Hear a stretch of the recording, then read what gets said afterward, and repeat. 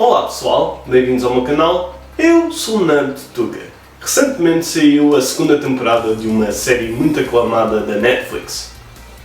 Não estou a falar da série animada para adultos baseada num jogo famoso. Ok, estou a falar do Castlevania Nocturne. Se calhar um dia eu falo sobre essas séries, mas por agora vamos falar da segunda temporada do Castlevania Nocturne. Já sabem que eu sou um grande fã do Castlevania e já fiz um vídeo sobre a primeira temporada, é só justo que faça um vídeo sobre a segunda.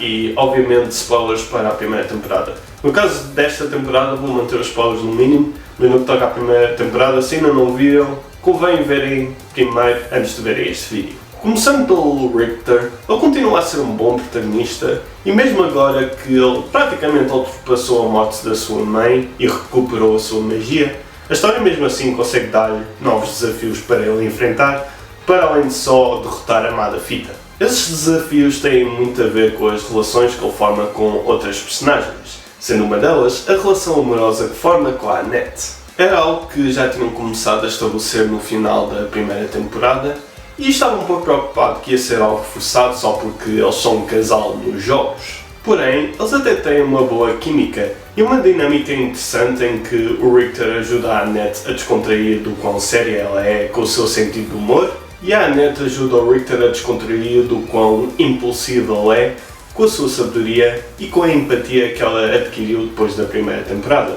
E ainda bem para a minha irmã que ela adquiriu essa empatia, porque ela na primeira temporada estava-se a chatear bastante com o quão fria e insensível a Annette podia ser às vezes. Claro que não estão no mesmo nível do casal sobrecarregado de química e charme que é o Trevor e a Sypha, mas estão a chegar lá perto. Falando na Annette, ela até tem uma história interessante em que a mente dela é invadida por espíritos que parecem querer algo dela, mas ela não percebe bem o quê. É algo que ao início não me parece muito relevante, mas depois torna-se muito importante na segunda metade da temporada e adiciona muito à mitologia deste universo. A outra relação que o Richter forma é uma relação de estudante-mentor com o Alucard, que começa por ser muito exigente e rígido com o Richter devido às altas expectativas que tem dele, que por sua vez vem da longa aliança e amizade que ele teve com os Belmonts ao longo dos séculos. Ele é o eterno tio da família Belmont, afinal. No entanto, ele vai percebendo que tem que puxar menos por aquilo que faz do Richter um Belmont e puxar mais por aquilo que faz dele o Richter Belmont.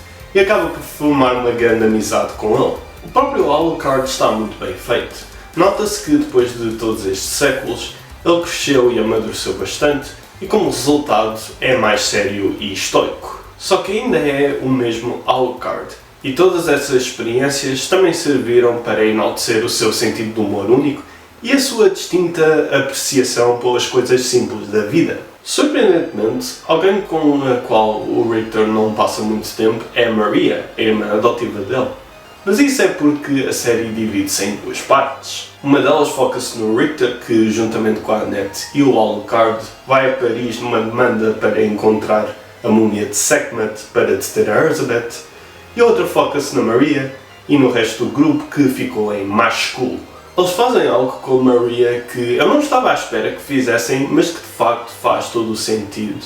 É que ela começa a ser corrompida pelos seus poderes, em grande parte por causa do que lhe aconteceu na primeira temporada, e especialmente por causa daquilo que aconteceu à Terra. Sempre que ela está em risco de virar para o lado negro, vem sempre de algo verdadeiro e lógico, o que não é fácil neste tipo de história. Alguém que passa por uma luta semelhante entre o bem e o mal dentro de si é a Terra, o que faz sentido tendo em conta que ela agora se tornou numa vampira. É interessante, assim como trágico, ver como o vampirismo afeta a natureza bondosa dela e a sua relação maternal com a Maria. E tanto ela como o Just acabam por entrar numa batalha pela alma da Maria, em adição à batalha que estão a lutar contra a Erzsebet. Falando no Just, é tão bom vê-lo a graduar de convidado especial na primeira temporada para personagem recorrente nesta temporada. E é muito inspirador ver o Just a voltar à sua carreira heroica e a voltar a conectar com as pessoas depois do seu passado trágico.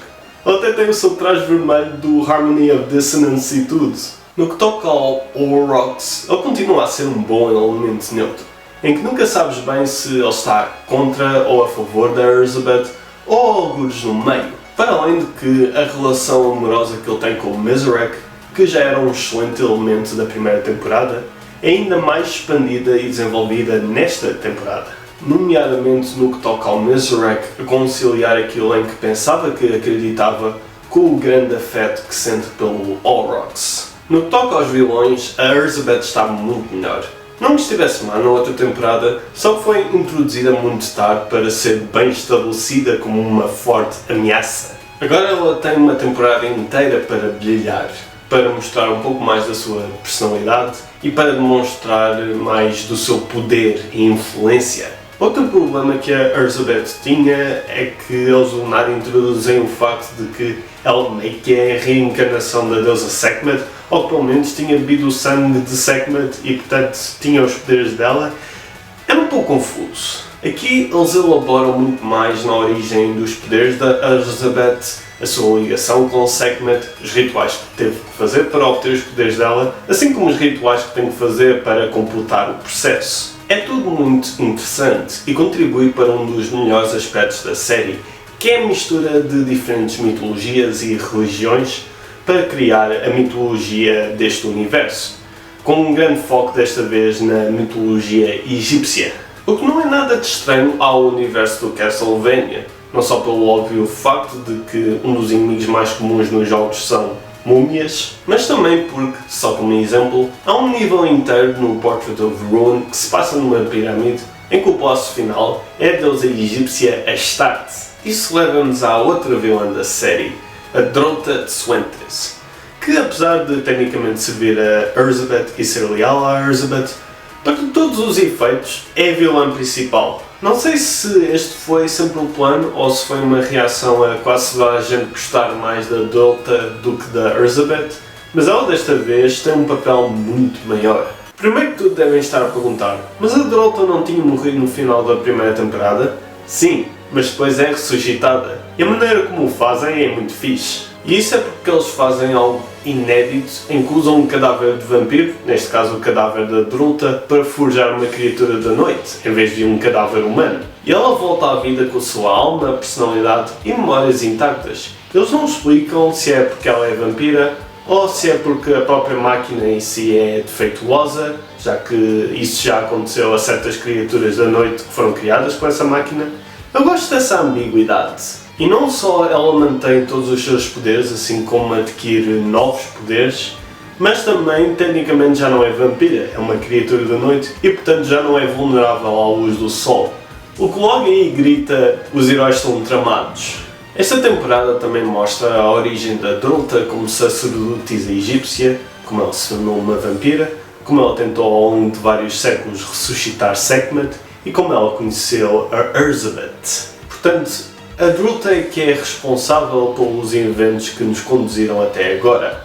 Há demanda para criar uma noite eterna em que os vampiros dominam os humanos. Isso combinado com a motivação interessante dela, faz da Drota uma excelente vilã e uma das melhores personagens desta série. Claro que, como sempre, a ação e a animação estão ao rubro, ainda melhores do que na primeira temporada. Somente nos dois últimos episódios em que há todo o tipo de guerreiros e criaturas e feitiços e armas e projéteis a baterem um no outro e a voarem por todo o lado.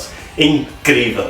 Também ajuda que esta temporada tem ainda mais referências aos jogos do que na primeira temporada, o que contribui bastante para balançar as várias liberdades criativas tomadas nesta série para mantê-la fiel ao espírito dos jogos. Juntamente com o aumento da quantidade de referências, também há um aumento da qualidade, ao ponto de que a minha irmã disse-me que adorou ver esta temporada comigo, devido ao quanto eu estava a delirar com certas referências que fazem nesta temporada. Tenho só umas quantas queixas em relação à temporada.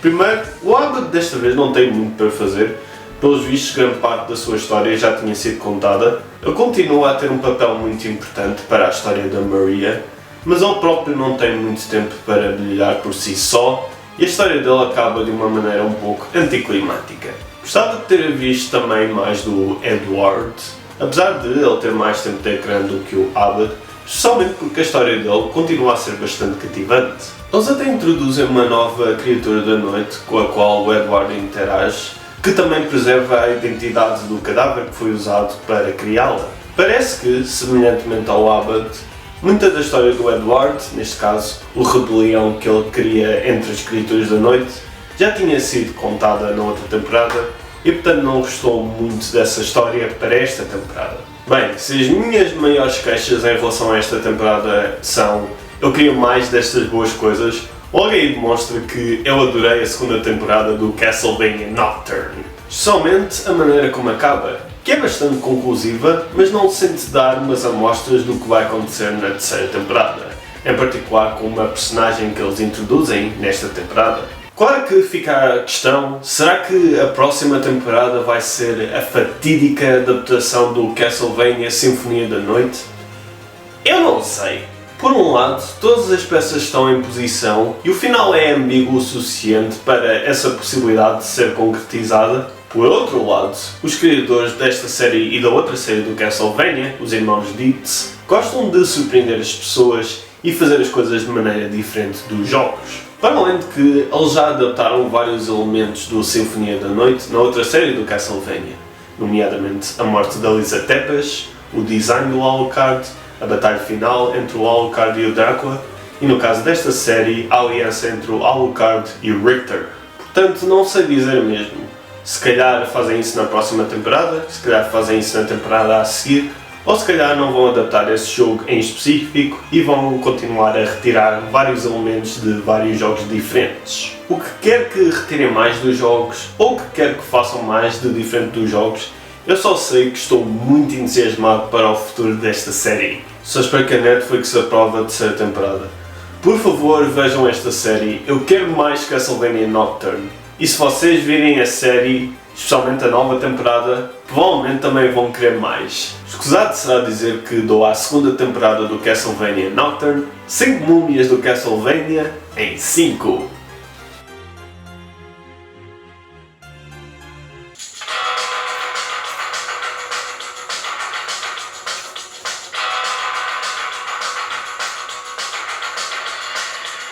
Mom is missing from it, still my look I want it, don't you know? Stoppers a bed to make her fall like a domino.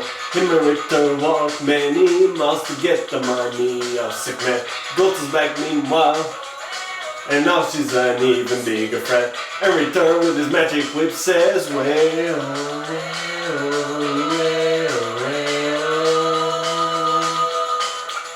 let's kill an Egyptian.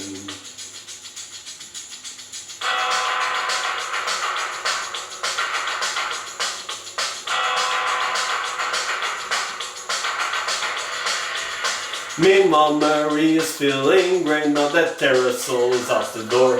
She's a vampire now, but her daughter she must still adore.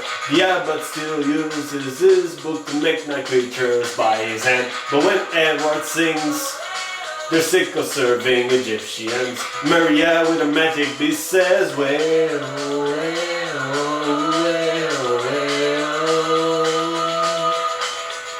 let's kill an Egyptian.